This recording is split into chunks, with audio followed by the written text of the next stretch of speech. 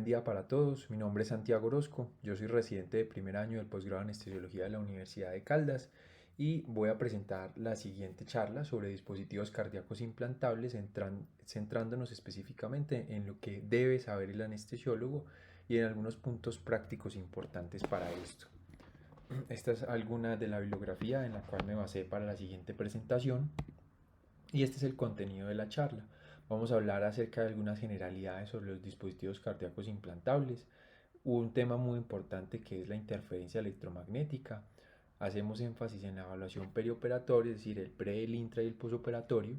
Vamos a hacernos una pregunta que quizás uno generalmente tiene en cuenta al abordar este tema y es la reprogramación versus la utilización del imán, cuándo remitir al electrofisiólogo y algunos puntos claves importantes. Entonces, antes de empezar, hay que decir que hay diferentes sociedades que han emitido recomendaciones con lo que respecta al manejo perioperatorio de los dispositivos cardíacos implantables. Dentro de estas, las que están aquí, como lo son la ASA o la Heart Rhythm Society, y los canadienses también, y esta última que es una agencia británica. Entonces, digamos que lo que voy a decir acá está muy basado en algunas recomendaciones que hace la ASA, porque podemos ver que pueden diferir con lo que respecta al uso, por ejemplo, del imán y a nivel intraoperatorio, y no necesariamente quiere decir que estén equivocados. Entonces, cuando hablamos de dispositivos cardíacos implantables, estamos haciendo referencia a cualquier marcapasos cardíaco permanente implantable o cualquier cardiodesfibrilador o resincronizador. Los marcapasos son dispositivos con dos funciones fundamentales: monitorizar la actividad intrínseca del corazón, que es a lo que le llamamos sensado, y además generar un impulso eléctrico capaz de despolarizar el miocardio y producir una contracción efectiva si el ritmo intrínseco no lo hace. Eso es a lo que le llamamos captura. En términos generales, el marcapasos está formado por un generador de impulsos de titanio, donde se encuentra la batería de litio, que es este de acá, y también donde está el procesador y el circuito eléctrico que es capaz de seguir unos algoritmos para generar un correcto funcionamiento. Y lo otro importante en esto, perdón, es que tenemos también unos cables y unos electrodos que se van a encargar de detectar las señales intrínsecas y de conducir la energía desde el generador de impulsos hasta el miocardio. Estos electrodos pueden ser endocárdicos o epicárdicos. Endocárdicos cuando se implantan vía venosa a las cavidades cardíacas o epicárdicos cuando se implantan a través de cirugía al epicardio. A su vez, los electrodos pueden ser auriculares o ventriculares dependiendo de la cavidad en la que se implanten. Y por otro lado, algo muy importante es qué tipo de circuito van a tener. Entonces, estos electrodos pueden ser unipolares, cuando el polo positivo o el ánodo está en el generador de impulsos y el cátodo o polo negativo en la punta del electrodo. O pueden ser bipolares, cuando el mismo cable está, cuando en ese mismo cable está el cátodo en la punta y el ánodo en el anillo del electrodo, solo unos milímetros de distancia. Esa poca distancia hace entonces que se produzca un circuito mucho más pequeño y con menos interferencia. Eso hace entonces que en el electrocardiograma se vea representado como una onda de espiga mucho más pequeña o que incluso en ocasiones puede ser poco perceptible, lo cual hay que tenerlo en cuenta para no pasar porque o pensar que el dispositivo no está funcionando adecuadamente cuando en verdad es un marcapasos bipolar. Esta es la nomenclatura con la que todos estamos familiarizados. En realidad es un poco difícil de aprender o de recordar, entonces tratemos de recordarlo de esta manera. La primera letra me está hablando de lo más importante es qué hace el dispositivo. La segunda, qué es lo que mira, si está mirando solo la aurícula, el ventrículo o ambas. Y la tercera es cómo va a reaccionar, es decir, me va a generar una respuesta inhibitoria o me va a generar una respuesta de disparo o ambas. Pero para recordar y entender esto más fácil, podemos decir que en el 95% de los casos van a estar en modo BBI o DDD. Y vamos a recordar una premisa que nosotros en cirugía lo que queremos es tenerlos en un modo BOO y DOO. Entonces esto es un ejemplo de un marcapasos en modo BBI. Aquí previo al complejo QRS pues está generando una captura, un sensado y una captura a nivel previa al complejo QRS, es decir, está mirando el ventrículo, pero como está en un modo de inhibición, por ejemplo en esta parte de acá, él detectó una actividad intrínseca del corazón y dejo que se generara esta actividad. Posteriormente vuelve nuevamente. Este es el marcapasos dual, dual, dual. Aquí está previo a la onda P, es decir, está estimulando la aurícula, pero también está previo al QRS, es decir, está estimulando el ventrículo. Estos son ejemplos del modo dual, que lo que hace es inhibir y estimular. Aquí está detectando la onda P y el marcapasos, por lo tanto, se inhibe, pero sí logra estimular el ventrículo. Y aquí es al revés, la aurícula es la estimulada y la respuesta ventricular es la inhibida. Cuando hablamos de los resincronizadores cardíacos, estamos hablando de un marcapasos que es tricameral, perdón, o biventricular.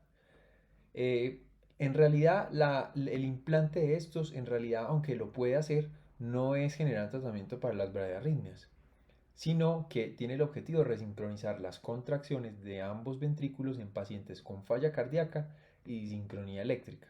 Eso está evidenciado por la presencia de un QRS ancho, como lo vamos a ver en las indicaciones de estos. Mientras que el cardiodesfibrilador, el objetivo fundamental va a ser detectar arritmias potencialmente fatales, que principalmente son arritmias ventriculares, para poder aplicar una terapia eléctrica con el fin de terminarla. El cardiodesfibrilador, por el contrario, sí puede ser, al igual que un marcapasos, unicameral, bicameral o puede ser tricameral y a estar incluido un resincronizador. Esa asociación es bastante frecuente. En el caso de que esté incluido, pues estaremos hablando de un dispositivo tricameral. Y para diferenciar, vamos por ejemplo a ver esta radiografía. Normalmente los dispositivos como el cardiodesfibrilador resincronizador son más grandes que el marcapasos. En este caso tenemos un dispositivo que es un cardiodesfibrilador resincronizador o un cardioresincronizador desfibrilador. ¿Por qué? Tenemos un dispositivo tricameral, un electrodo que va hacia la aurícula derecha, un electrodo que va hacia el ventrículo derecho y un electrodo que pasa por el seno coronario hacia la pared lateral del ventrículo izquierdo. Y vemos que aquí en el ventrículo, en el electrodo que va hacia el ventrículo derecho tiene una bobina. Esa bobina es la que le permite tener la función de desfibrilador. Y esa es la forma en la que podemos diferenciar por la presencia de esta bobina un cardiosincronizador de un desfibrilador. Estas son algunas de las indicaciones con las cuales estamos familiarizados. Pueden estar indicados en pacientes con los marcapasos, pueden estar indicados en pacientes con disfunción sinusal, que son aquellos que van a tener síntomas claramente atribuidos a la bradicardia o síntomas probablemente causados por bradicardia, pero que la evidencia no es concluyente. Algunas indicaciones en lo que más conocemos frecuentemente, que son los bloqueos auriculoventriculares, y son aquellos con bloqueo AB de segundo grado tipo 2 o de tercer grado independiente de los síntomas, e incluso si es intermitente. O bloqueo de segundo grado tipo 1, MOVIS 1, que causa síntomas o se encuentra que es localizado intra o infraciano en un estudio electrofisiológico. Pacientes con bloqueo de rama, que son pacientes que presenten síncope, bloqueo de rama y tengan estudio electrofisiológico positivo. Pacientes con bloqueo de rama alternante con o sin síntomas, que es lo que es el bloqueo trifascicular verdadero. Pacientes que tengan bradicardias funcionales con síncope, como en el caso del síndrome de seno carotidio y cardioinhibitorio dominante, o pacientes mayores de 40 años con síncope reflejo recurrente no predecible y pausas de más de 3 segundos sintomáticas documentadas. Pacientes que tengan resincronizador cardíaco, pues ya lo habíamos visto, las indicaciones son pacientes con falla cardíaca crónica que pueden o no tener bloqueo de rama izquierda. Si no tiene bloqueo de rama izquierda, pero tenga un QRS mayor de 150 y una fracción de inyección por debajo de 35 y permanecen en clase funcional NIHA 2, 3, 4, pues pueden ser indicadores de resincronizador cardíaco. Ahora, si tiene una falla cardíaca y un bloqueo de rama izquierda, el QRS y el QRS está entre 120 y 150 y tiene una fracción de eyección por debajo del 35% y permanece en estas clases funcionales, puede ser una indicación también. Lo otro, y es frecuente la asociación del paciente con falla cardíaca y fibrilación auricular, con un QRS ancho mayor de 120 milisegundos y fracción de eyección por debajo del 35% y que permanece en NIHA 3 y 4 ambulatorios luego de la adecuada terapia, siempre que mantengan estimulación biventricular cercana al 100%. Si la estimulación biventricular es del menor 99%, hay que considerar la posible ablación del nodo AB. Y por último, las indicaciones del cardiodesfibrilador implantable, que son para prevención primaria de muerte súbita en pacientes 40 días posinfarto con fracción de eyección menor del 35% y NIHA 2-3 con terapia médica óptima y que tengan una esperanza de vida mayor de un año, o También puede estar indicado en prevención primaria, por ejemplo, prevención primaria de muerte súbita en pacientes con falla cardíaca sintomática y fracción de eyección por debajo del 35%, luego de 3 meses de terapia médica óptima y que tengan una supervivencia esperada de más de un año con buen estado funcional. Entonces, ya habiendo visto esto, vamos a mencionar algo muy importante que es la interferencia electromagnética. Entonces, la interferencia electromagnética hace referencia a la potencial disrupción de la operación de un dispositivo electrónico cuando está en vecindad de un campo electromagnético generado por una fuente externa. En realidad, cualquier dispositivo puede emitir, en realidad cuando hablamos de interferencia electromagnética, es cualquier dispositivo que emita una onda de radiofrecuencia entre 0, aquí, perdón, me equivoqué, es 10 a las 9 Hz, entre 0 y 10 a la 9 Hz, que puede tener potencial de generar esa interferencia electromagnética. Y resulta que esa interferencia electromagnética puede entrar o ingresar al dispositivo, ya sea el marcapasos del cardiodesfibrilador, mediante dos mecanismos. Puede ser conducción o irradiación. Conducción es cuando la fuente electromagnética se encuentra en contacto directo con el cuerpo, como es el caso del electrocauterio. Y por irradiación es cuando el paciente se encuentra en un campo electromagnético y los electrodos del dispositivo actúan como antena de recepción de esas señales, sin contacto directo con la fuente. El ejemplo claro de eso es la resonancia magnética nuclear. Entonces, ¿cuáles pueden ser los riesgos de la interferencia electromagnética? Por ejemplo, esto puede generar una inhibición de la estimulación debido al sobresensado ventricular. Supongamos que tenemos un paciente con marcapasos. Desde esa interferencia electromagnética podría generar que lo detecte como actividad intrínseca del corazón, deje al marcapasos en un modo de no captura y por lo tanto eh, pueda repercutir en que el paciente haga bradicardias severas o incluso asistolia.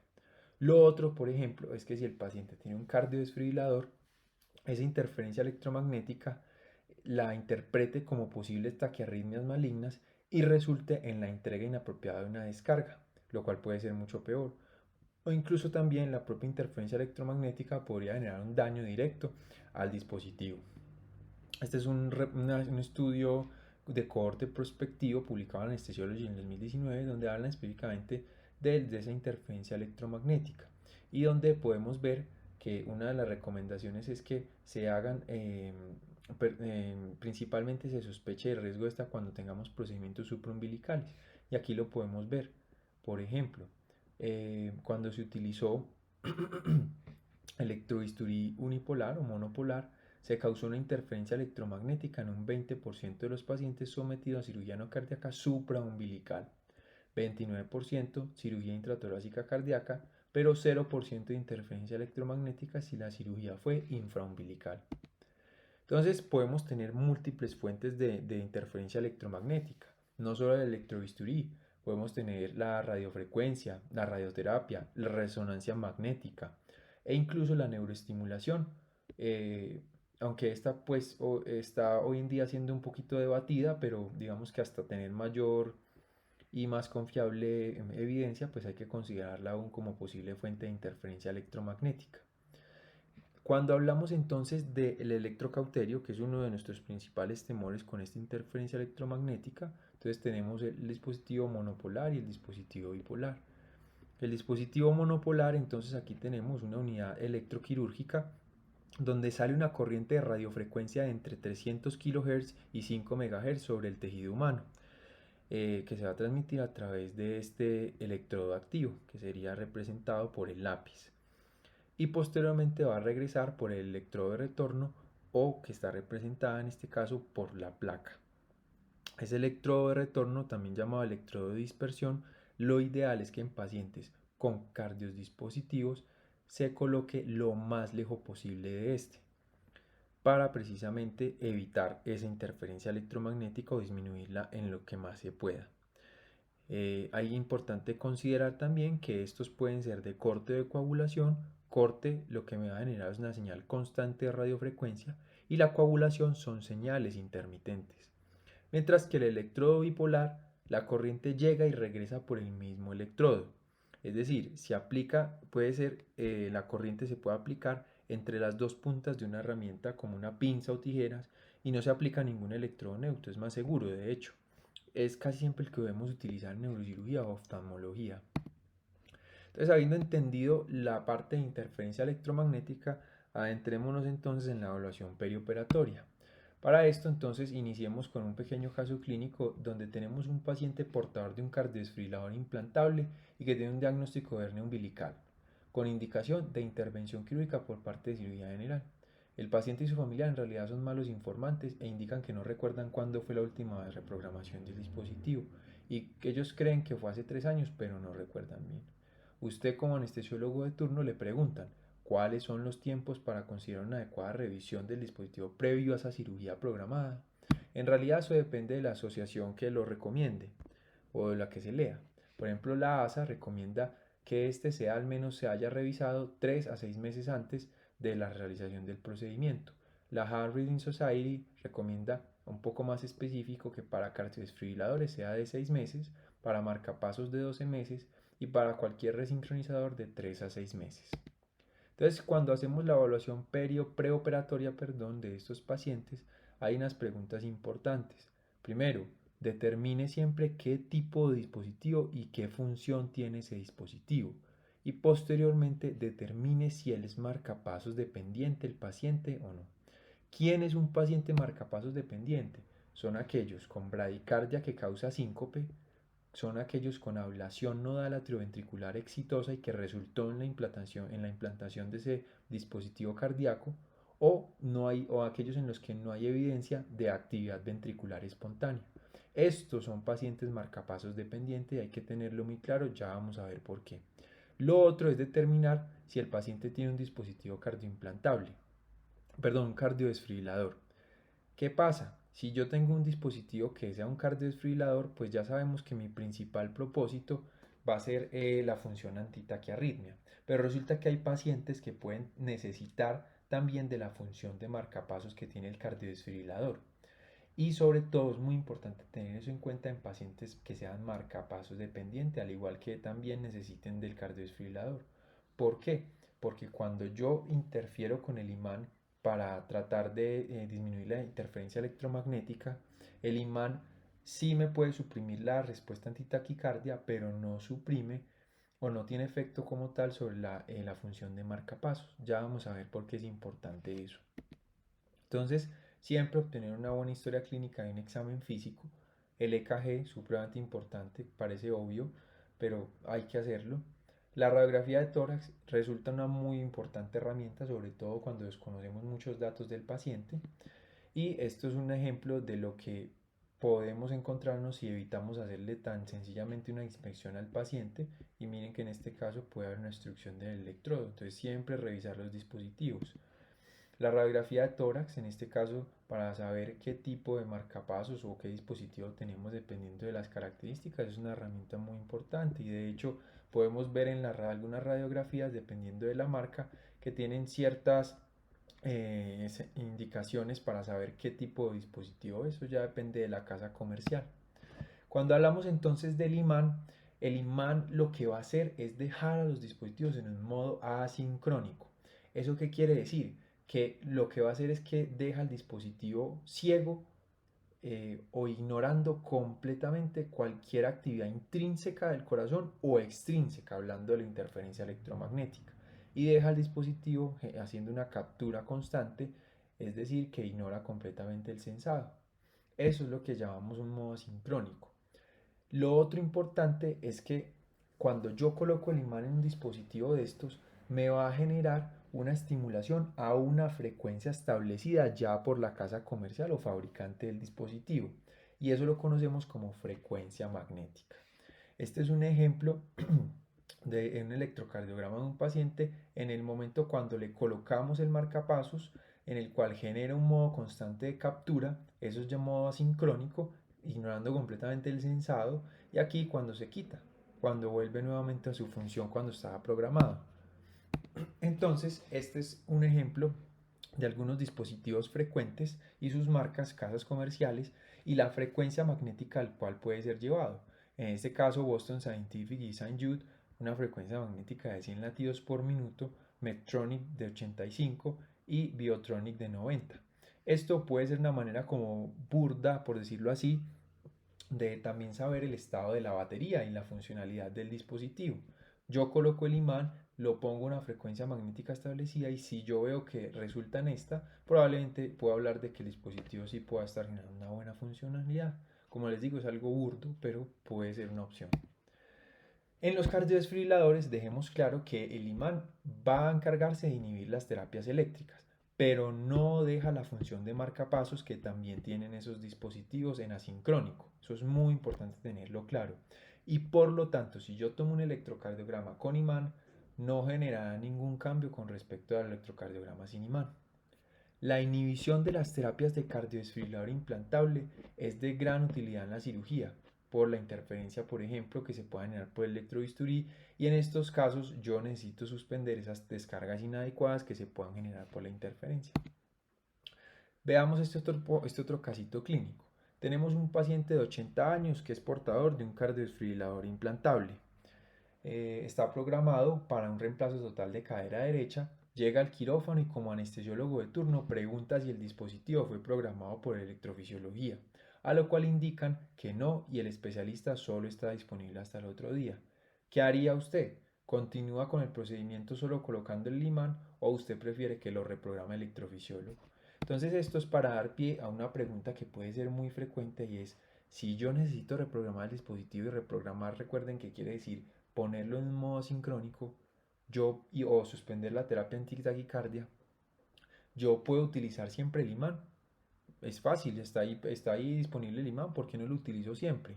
Me evito la reprogramación. Vamos a ver entonces qué pasa y cuál es el balance que podemos hacer entre los dos. Pues bueno, hay que tener en cuenta varias cosas. Si yo tengo un paciente o un caso, perdón, en el cual yo sospecho que voy a tener una probable interferencia electromagnética, pues yo me voy a la fija y tengo que desactivar definitivamente la función antitaquicardia del cardiodesfibrilador. Y aquellos pacientes que sean marcapasos dependiente, pues tengo que reprogramar el marcapasos del cardiodesfibrilador en un modo asincrónico. Pero aquí viene algo que ya les había mencionado.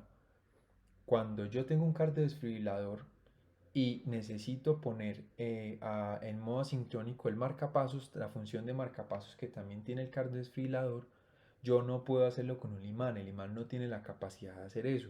Él sí me puede ayudar con la función antitaquicardia, pero no con la función de modo, para ponerlo en modo asincrónico de la función del marcapasos. Para eso necesito hacer la reprogramación con máquina. Y ahí cobra mucha importancia saber entonces cuáles son marcapasos dependientes. Entonces, un paciente con cardiodesfibrilador implantable y que sea marcapasos dependiente, definitivamente me tengo que ir hacia la reprogramación con máquina.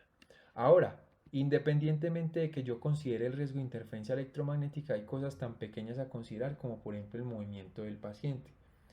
Ejemplo, si yo tengo un paciente que va a ser sometido a cirugía intraocular y tiene un cardiodesfibrilador implantable y yo digo, no, pues creo que no va a haber riesgo ni siquiera de interferencia electromagnética, mejor ni lo reprogramemos ni le coloquemos imán, entrémoslo así.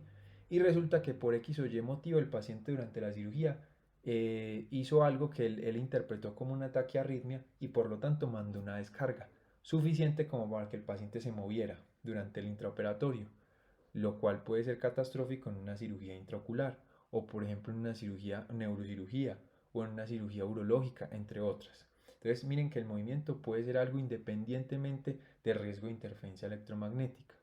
Lo otro es si el cardiodesfibrilador, perdón, el dispositivo cardioimplantable tiene un sensor activo para estimulación sensible a la frecuencia.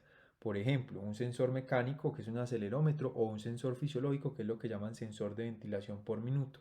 Y esa función también debe desactivarse durante la cirugía para prevenir taquicardias indeseables entonces. Entonces aquí viene esa parte de cuándo entonces reprogramar y cuándo utilizar el imán. Entonces aquí vamos a ver algunas situaciones en las cuales yo puedo o quizás puedo considerar de que el imán no sea la mejor opción o no sea prudente utilizarlo o definitivamente no logre lo que yo quiero como tal cuando coloco el imán. Por ejemplo, que el imán tenga la respuesta al imán, perdón, que el dispositivo por la casa comercial como tal ya tenga la respuesta o tenga una no respuesta al imán. Eso puede suceder, aunque en realidad todos pueden responder al imán. En general, casi todos responden, pero puede suceder que la casa comercial, el fabricante, no lo haya hecho así o lo haya programado de esa manera. Lo otro, por ejemplo, cuando yo tengo un paciente en posición prona, pues obviamente en posición prona no voy a tener un acceso tan fácil al imán, tampoco puede ser que incluso con la posición se me mueva el imán y eso lo pueda llegar a desconfigurar. Y lo otro es que no me va a permitir un fácil acceso a este, ¿cierto? Entonces es otras cosas importantes que hay que considerar a la hora de yo preguntarme si lo espero a reprogramar o utilizo el imán. Y definitivamente ya lo vimos, paciente con cardiodesfibrilador y que sea marcapasos dependiente, idealmente debo reprogramarlo con electrofisiología y no colocarle el imán. Entonces, cuando yo tengo un imán, yo voy a tener una respuesta magnética esperada a la utilización del imán. Ya sabemos que para la mayoría de los marcapasos, si por fábrica no están configurados así, pero para la mayoría se va a iniciar una respuesta sincrónica. Y para la mayoría de los dispositivos cardiodesfibriladores, pues se va a suspender la detección de taquiarritmias. Pero recordando nuevamente, no tiene efecto sobre el modo marcapasos. De ahí las recomendaciones que ya les he dado. Las desventajas, pues ya sabemos, paciente marcapasos dependiente, pacientes obesos por la cantidad de tejido celular subcutáneo, puede que el imán no logre hacer el efecto adecuado. La posición ya lo vimos y sobre todo también muy importante considerarlo que pueden llegar a generar compromiso de la función cardíaca en pacientes que dependen mucho de la función cardíaca. Entonces, cuando ya llegamos al manejo intraoperatorio, una vez viendo visto esto, hay que hacer muy importante continuar con una monitoría continua del EKG, hacer pulsoximetría siempre y ondas de presión arterial, es decir, tengo que sacarle una línea arterial al paciente. Y muy importante también tener el carro de paro listo, idealmente incluso lo debería tener en la misma sala con la función de desfibrilación, cardioversión o marcapasos transcutáneo. Incluso las guías lo recomiendan, por decirlo así, como un buen punto de práctica clínica, tener estos parches ya pegados en el paciente antes de empezar la cirugía, cosa que en caso de que ocurra algún evento, yo pueda acceder fácilmente o revertirlo en el caso de una taquicardia ventricular, por ejemplo, o generar la función de marcapasos transcutáneo rápidamente y no tener que esperar a que el paciente se siga estabilizando. Entonces recordemos algunas consideraciones importantes para yo tratar de disminuir la interferencia electromagnética durante el intraoperatorio. Entonces siempre tratar de preferir el uso del electrobisturí bipolar o el armónico. Si yo llego a utilizar el monopolar porque no tengo de otra, entonces generar pulsos menores a 10 segundos y usar a más de 20 centímetros con placa de dispersión lejos del cardiodispositivo con placas de desfibriladora P a 10 centímetros del generador, ya lo vimos acá, y el cardioscopio idealmente con filtros de artefactos desactivados para evitar que sean detectados como posible interferencia. Y durante el posoperatorio es importante que yo tenga a la mano el imán en caso de ser necesario, sobre todo porque incluso a nivel de la sala de recuperación posanestésica puede haber algunos aparatos que interfieran y generen interferencia electromagnética y tengo que preguntarme si requiere reprogramación. Lo otro, darle mucha importancia al control térmico para evitar el escalofrío y esa interferencia. Este es un ejemplo de uno de los electrodos que se puede utilizar underbody por debajo del cuerpo. Eh, en algunas bibliografías mencionan que podría considerarse para disminuir el riesgo de interferencia, pero de hecho pues no es tan así. Tenemos ciertos estudios como este en el cual se utilizó incluso para procedimientos que eran infraumbilicales, es decir, considerándose de bajo riesgo para interferencia electromagnética y aún así hubo una inapropiada terapia antitaquicardia durante el procedimiento, es decir, el cardiodesfibrilador que tenían estos casos de estos pacientes detectaron esa interferencia generada por este a pesar de ser infraumbilical y generaron esta respuesta antitaquicardia. Entonces, posiblemente no sea confiable. Con lo que respecta a los agentes anestésicos, en realidad no afectan directamente la función del dispositivo. Lo que sí hay que tener en cuenta es que hay que evitar altas dosis de medicamentos que puedan aumentar las bradicardias, la desmedetomidina o el fentanil u otros también. Y pacientes con QT largo, entonces evitar agentes que prolonguen más el haloperidol, por ejemplo, que lo podemos utilizar, o altas dosis de los agentes inhalados. Y cuando yo tengo cierta emergencia intraoperatoria, ¿qué debo de hacer? Para eso, miremoslo con este caso clínico. Entonces, tenemos un paciente que es portador de un cardiodesfibrilador, deciden llevarlo a cirugía haciendo uso del imán y durante el procedimiento quirúrgico presenta episodios de taquicardia ventricular con pulso con posterior hipotensión, es decir, lo está inestabilizando. ¿Cuál sería mi conducta? Bien, es un paciente con cardiodesfibrilador que tiene un imán. ¿Qué debería hacer y qué nos dicen las guías? Quítele el imán y espera a que la función antitaquicardia nuevamente vuelva a funcionar y sea esa misma función del cardiodesfibrilador el que se encargue de generar la descarga para abolir este episodio de taquicardia ventricular. Pero ¿qué pasaría si definitivamente por alguna razón se desconfiguró y no volvió a esa terapia antitaquicardia? Ahí es cuando cobra importancia entonces tener yo los electrodos del desfibrilador ya pegados en el paciente para yo poder tomar decisiones rápidas y evitar más peores desenlaces en el paciente. Cuando yo tengo un paciente entonces en cirugía de emergencia, por ejemplo, me llegó de urgencias y no conozco absolutamente nada, no hay familiares, el paciente está inconsciente o es muy mal informante, entonces uno tiene que utilizar el sentido común para tratar de identificar qué dispositivo tiene el paciente. Entonces, mire cuál puede ser la clínica por la probable clínica por la cual lo implantaron. Mire la radiografía de tórax si tiene tiempo. Mire también incluso con la sola inspección o la palpación, qué tan grande es el dispositivo, algo que me permita y todo lo que me permita sospechar qué tipo de dispositivo tiene el paciente. Hay que hacer las consideraciones universales igual, como ya lo hemos venido mencionando, y por lo tanto en este caso pues probablemente utilizar el imán para generar un modo asincrónico con la salvedad que ya sabemos del cardiodesfibrilador y el modo de marcapasos. Entonces, por lo tanto, utilizaremos el imán en este caso de emergencia, pero preparándonos y estando muy listos para ante cualquier evento adverso que pueda ocurrir. Y probablemente ya vamos a mirar que requerirá un paciente de estos una reprogramación postquirúrgica por parte de electrofisiología. Entonces, cuando hacemos el manejo posoperatorio, uno se pregunta, ¿a quién le mando estudio posoperatorio por electrofisiología? En realidad eso puede variar de acuerdo a lo que nos dicen las guías, pero ese estudio del dispositivo podría estar indicado, por ejemplo, si el paciente requirió de cirugía de emergencia sin una adecuada evaluación, como el caso que les acabé de mencionar, o se sospecha que la terapia antitaquiarritmia puede estar completamente desactivada, por ejemplo, porque el imán hubo un uso del imán en dispositivos viejos. Lo otro que recomiendan también es que el paciente sea valorado por electrofisiología durante el posoperatorio si, por ejemplo, la cirugía fue cerca al dispositivo, si el paciente estuvo en posición en prono o si el paciente tiene un dispositivo con funciones combinadas, por ejemplo, cardiodesfibrilador resincronizador más función de marcapasos en un paciente marcapasos dependiente. Si el paciente tuvo eventos intraoperatorios, paro, desfibrilación o incluso si tuvo múltiples eventos de hipotensión. Lo otro es que yo, a pesar de que todo andó bien durante la cirugía, sospecho que pudo haber estado sometido a una alta probabilidad de interferencia electromagnética, que pudo haberlo desconfigurado después. Esos pacientes entonces debería pensar en sí pedirles una valoración o remisión a electrofisiología posoperatoria. Entonces, habiendo visto esto, podemos generar algunos puntos claves, como por ejemplo que siempre debemos intentar identificar el tipo de dispositivo y sobre todo identificar qué pacientes son marcapasos dependientes, que tener muy en cuenta siempre la interferencia electromagnética y el riesgo de esta, pero ya vimos que incluso sin considerar esta hay otras cosas como la probabilidad de que el paciente se mueva y lo riesgoso que puede ser esto.